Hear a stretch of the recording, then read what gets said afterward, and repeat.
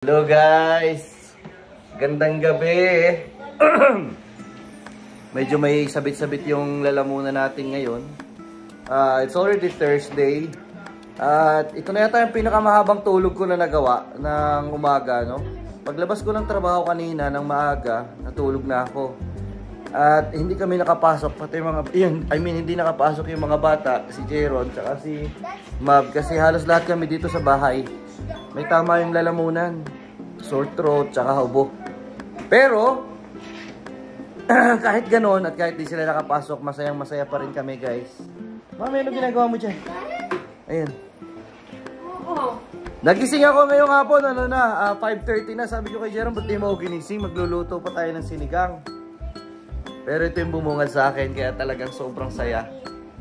Ito! Tingnan niyo. Ano to? Okay, ito na yung aming tadadadan! Work permit!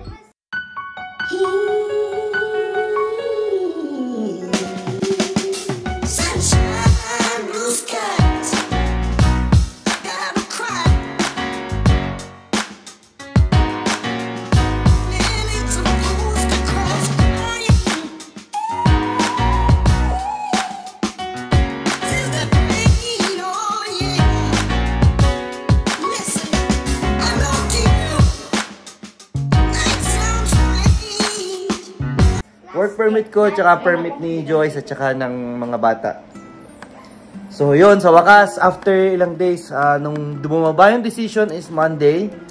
At ngayon ay Thursday. So Tuesday, Wednesday, Thursday. 3 days lang na hinintay namin. At dumating na by mail yung mga permits namin from the government. At so ibig sabihin, ngayon, marami-rami ang gagawin mo, Mami, no? So, ano-ano yung mga gagawin mo? Mag-update ng SIN. SIN. Health card namin. Health card. Sa registry yun, no? Yung health card. So, siguro by tomorrow, Tapos, lalakarin niya yun. sa CRA, kasi hindi na makaka-receive ng CCB yung mga bata. Ayun. So, sa CRA, ay kailangan na din na ma-upload yung new documents. Kasi, yung CCB nila is must-stop for December. Kasi ay Expired yung amin. na-expired na yung permit namin. But then, hindi tayo kailangan mag-alala kasi ibibigay naman by January ba yun? Yeah. So, lahat ng, since naka 18 months na nga kami dito, more than 18 months. So, lahat ng months na kung hindi man nila ma-receive this time, sa pagka-allowed na, eligible na ulit sila maka-receive, ibibigay naman. Ibibigay ulit lahat yun. So, para ka nag-ipon. So, parang ipon muna yung CCB. So, mga hindi nakakaalam. naman talaga natin yun. So, mga hindi nakakaalam, yung CCB is yun yung Canada Child. child benefits na natatanggap ng mga bata monthly from the government. Depende sa sinasahod ng magulang. Yung amount, depende yun sa sinasahod ng mga magulang. Kung magkano, mas malaki ang sahod ng magulang, mas maliit yung CCB na yung iba nga wala matatanggap. na halos parang marireceive. Oo, kapag ka high paying job, tsaka high wages talaga yung mga magulang. Sabihin kami, Sakto lang. Sakto lang. Kung marami kang anak, hindi ka na magtatrabaho. pwede na magtrabaho. Huwag na magtrabaho yung nanay kasi Huwag naman. sa CCB na lang lahat kukuhanin.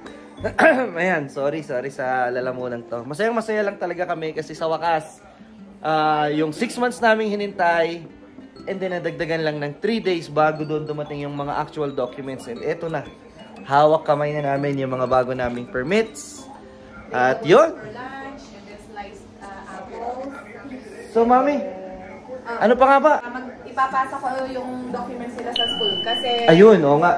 ano pa ang nakasubmit dun yung implied na. Oo, sa school, ang pinasa pa lang namin yung maintain status namin. Pero, yun, kailangan din namin follow up yung mga documents na bago with the new expiration. And then, sa trabaho din. Sa company. Sa trabaho niya at sa trabaho ko. Actually, kahapon, na-email ko na yung HR namin. So, sinabi ko nga na na-approve na kami. At inihintay lang namin dumating yung mga documents and then i-submit na namin sa kanya. Then tuwan-tuwa din naman yung HR ko. And sabi niya hindi siya makapaghintay na ma-receive yung mga bagong documents para okay na lahat. So, ox na. Sobrang happy na. Hey! Nag-gusto na kami. Okay, lalabas muna sila. Yun. Lumabas muna sila. Si Mami, tsaka si Jeron. Kasi bibili daw sila ng ng Tim Hortons tinapay, pambaon. Si Johan kasi yan, ang paborito niya beef curry balls. Eh ako naman, okay din naman ako dun. Kaya sabi ko, sige, damay mo na din yung baon ko mamayang gabi. So it's already 6:30 ng gabi dito sa Calgary.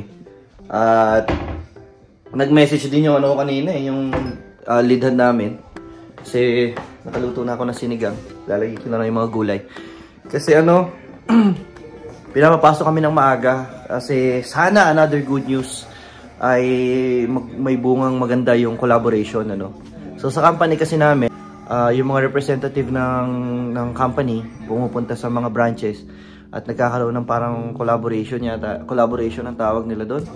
So, nagkakaroon sila ng mga meeting, ano yung mga demands ng mga empleyado. Kung gusto namin ng parang mag-demand ng raise dahil syempre, napakataas na ng cost of living.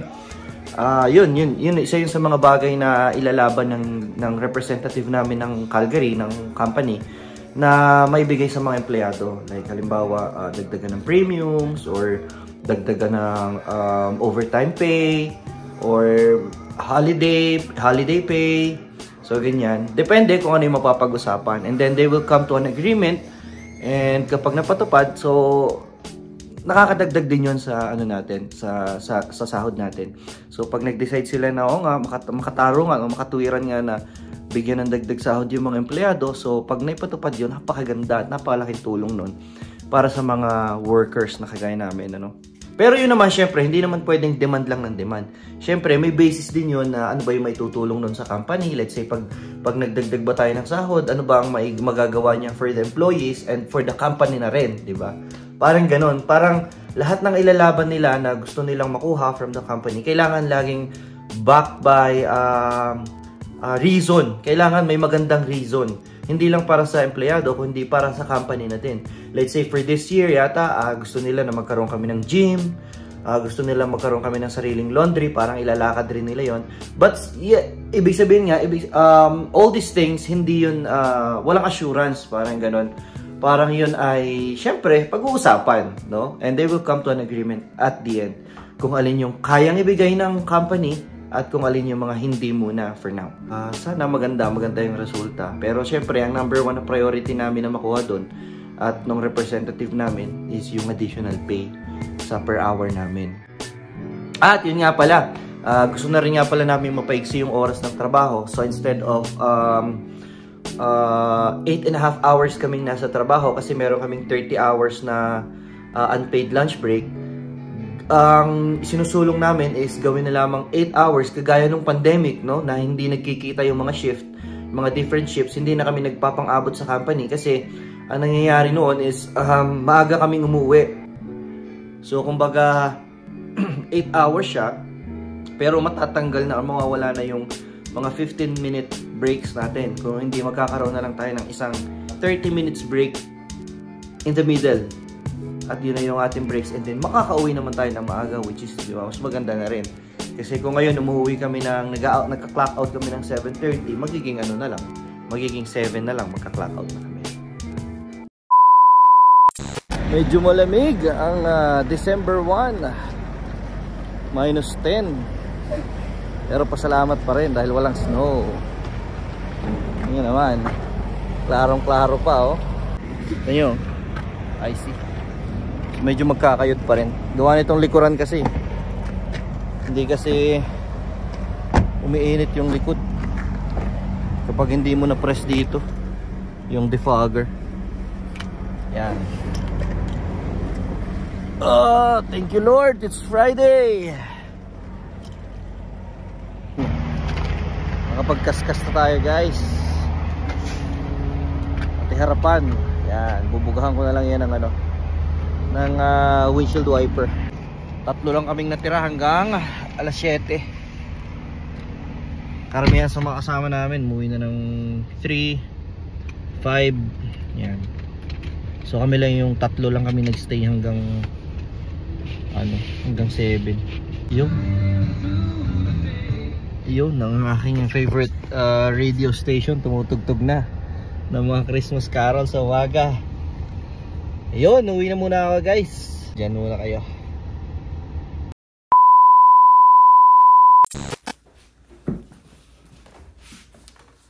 Ayun, so it's Friday evening guys. Yun, update ko lang at saka parang recap lang ng mga nais ni Joyce right after we received our permits. Nabanggit ko na kanina yung una, 'di ba, sa list ng mga ginawa namin is yung pag-update ng SIN. So, in the previous vlog, nasabi ko na doon na ang expiration ng work permit namin, kasabay noon yung expiration ng SIN. So, yun yung kauna-unahan na talagang dapat na i-update. This can be done in person sa mga Service Canada or pwede din naman online. But in our case, since hindi naman nagmamadali, wala namang problema, inano lang ni Joyce to online. In-apply niya online yung pag-renew ng SIN. Sabi dun sa email, sa receipt na ipinadala sa amin is it will take 5 to 10 days bago namin makuha yung bagong document. Yung number mismo, hindi magbabago. It's just the validity that will change, yung parang expiration date. Pangalawa na inasikaso niya na ginawa ni Joyce kanina habang natutulog ako ngayong Friday, pagkalabas ko ng work, pumasok siya nung din yung break niya, ginamit niya to go to the registry. So in-update niya yung health card. So sa health card naman, nagulat nga siya kasi halos 5 minutes lang daw ang itinagal na pagpunta niya doon. Kinuha lang, tiningnan lang yung permit naming lahat. Pagkatapos, yun nga pala, kapag magre-renew ng Alberta Health, pwedeng isa na lang, pwedeng siya na lang, and siya na yung representative ng buong pamilya. So siya na yung nag-process na para sa aming lahat. Meron siyang fill up and down na parang family form. After nun, magsabi maghihintay na lamang para may padala yung mga bago naming health card. Okay, pangatlo na inasikaso din ni Joyce ay yung CRA. Kasi nga ito naman hindi naman applicable sa lahat, kasi yung iba naming kakilala, hindi naman sila nag-update sa CRA ng regarding sa bagong work permit. Ito ay ginawa namin kasi nga doon sa Canada Child Benefit na natatanggap ng mga bata. So, yun, kung may mga anak kayo nakasama and then na-expirean kayo ng original work permit, kailangan nyo ding i-update ang CRA. So, this can be done online. I-upload yung documents dun sa CRA account. And then, ang gagawin na lang niya is on next week, i-follow up na lang din niya by calling the CRA para sigurado na na-transmit yung documents. So, nandun na at makita nila. And then pang-apat, doon sa nabanggit ko is yung pag-update sa school ng mga bata. So sa school, madali lang naman yan kasi since yung last time nga, ang ipinadala lang namin is yung aming maintained status documents. So this time, magpa-follow up lang kami by sending them yung aming mga bagong work permits. And then yung permit din para ng mga bata. And number 5 na nabanggit namin is yung pag-update namin sa employers namin, sa work, di ba? Kasi nga, napaka-importante yung SIN. So ako, ang ginawa ko is right after ma-receive yung work permit, sinend ko na yun sa HR namin. And then sabi ko, na-apply na namin yung pag-renew ng SIN and by next week, to follow na lang yung bagong SIN document with the new expiration date. Pero meron pa kami nakalimutan na isa. Idadagdag lang namin doon sa pinakita ko kanina, is yung pang-anim is yung bank. Kasi usually, di ba, pag dumating tayo sa Canada, isa sa mga una nating inaasikaso is yung bank account. Sa case namin, sa Scotiabank, nung dumating kami, iba yung credit card na nabigay sa akin dahil from the start, worker ako, di ba? Open work permit. Pero si Joyce ay student.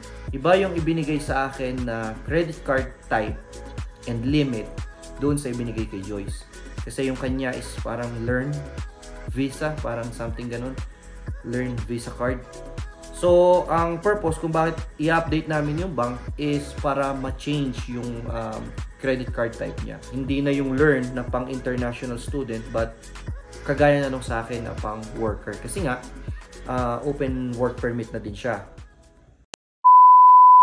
So basically, yung 6 na yon ang mga in-update namin. Hindi ko alam kung applicable to you, pero just in case, so meron kayong idea kung ano-ano ba yung mga opisina o yung mga ahensya na kailangan nating i-update once ma-receive na natin yung post-graduation work permit at the same time yung open work permit ng spouse na kagaya ko. Yun. So, yun lang ang ating vlog for today, and thank you so much for always watching, and see you on the next vlog. Bye!